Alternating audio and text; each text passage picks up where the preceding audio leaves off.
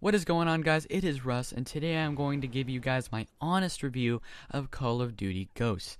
Now, it could be as simple as me saying that this game is terrible and that you shouldn't go and buy it. However, I wanted to be sure that I could get the right review out there because all of the reviews on this game seem to be one-sided. So it's either review A, this game is the game of the year, or review B, this is the worst game out right now. So I thought I would break this game down into 4 parts. These 4 rating systems can only apply to this game. However, I feel as if it may give a good representation of what this game is like for both die-hard FPS fans and casual gamers. Now, the 4 categories are as follows: replayability, map design, ease of play, and gun and weapon balancing. So let's get right into it, guys.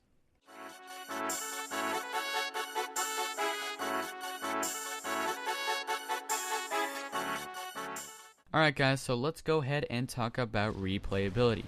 So this is where I often find that people are struggling with the game when it comes to deciding on a factor on whether to play the game or not. With most, that is either make it or break it when it comes to if they're going to pick the game back up and play it once again. For some, it's really addicting, and for others, they cannot be even bothered to even touch the game, let alone buy it. Why would someone feel this way, you ask? Well, on one side is the common gamer. This game is easily picked up and is very simple to play, let alone it is very soothing to just relax and enjoy the experience. For a lot of people, the leveling system is very addictive in a similar way to a game such as Candy Crush on the mobile devices. For people like these, this might be the game for them.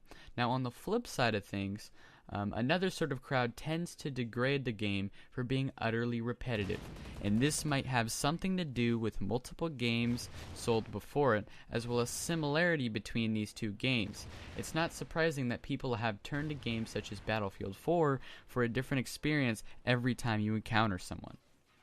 Map design is always a key element on any FPS, and it matters a ton on how the game plays out. I personally often found that Call of Duty has always really been known for their small map design, and the very fact that even though through the developing years, they still have not expanded their horizons of the various maps included with the game, as well as some external DLC that can be bought online for $15, as well as the season pass offered to players that would like all the future DLC to come for $49.99. The fact that Call of Duty remains to continue to produce small maps may seem like a pastime for some. I also feel like the type of style that COD has created would also be best suited for smaller maps. Ghost contains no vehicles placed around the map before the match, so I highly doubt that creating a bigger map will add to the atmosphere. In fact, it may even make contact times with other players even longer than it already is. Another major part in any FPS is the ease of play. This game can simply be launched with a game disc or directly from the game store such as Steam. The game itself is a 40GB download without a game disc. This is a relatively large amount of data, and it can also play a big part in deciding if you'd like to purchase the game itself over other games in your library. As for some computers and consoles, they have very limited space. Now, the game itself is one of the easiest games to pick up on, and the skill gap is hardly a problem to brand new gamers or someone that may be new to first-person shooters. Of course, with a small skill gap also becomes negatives. To a player that has been playing for a long time, total domination is part of the fun. Without large kill streaks and racking up kills on the leaderboards, I really don't see old Call of Duty fans real fond of the new balancing. That being said, that falls into our next category, gun and gameplay balancing. This is another flaw in my eyes, as I feel the game has been balanced to a point that makes the game unplayable. In a normal situation, having great knowledge in a game will serve as a major advantage on the battlefield. However, I feel as if the game has been balanced to a point where it is a get killed game. You often find yourself having a very neutral kill-to-death ratio, and it makes the game so repetitive that for some, it serves as a very bad experience. When it really comes down to it, it's all about personal preference.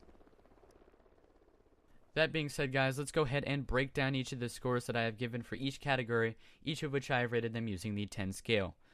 Although the game may be very addicting for some, for most this game just isn't interesting enough to grab the attention of each person that picks this game up. It seems as if the other games such as Battlefield 4 and Titanfall serve as a safe haven for those who are looking for a longer experience. For replayability, I have given this game a 5 out of 10. I feel as if the map size suits the game setting very well. However, Ghost has failed to develop anything new or unique added to the game to keep it interesting from any other game. For map design, I have given this game a 6 out of 10. The game itself is very easy to get your hands on, and it is very soothing to just sit back and enjoy playing on the couch. However, the game download is very large, and it may just be a major flaw with those who have very little space to work with. For ease of play, I have given this game an 8 out of 10. Although a lot of time and effort was put into the game to work on balancing the weapons and such, it has really got to a point where the game is very repetitive, and it's a kill to get killed actions. For gun and weapon balancing, I have given this game a 5 out of 10. This means in total the game has scored a 24 out of 40 on the 10 scale. This game is far from perfect, however, it's all about the game and the type of play style that the player likes. Also take into consideration, this is only my opinion formed by my personal important points in the game, and we can all have our opinions about the game. I hope you guys all enjoyed the video, and PC Master Race. I'll see you guys later.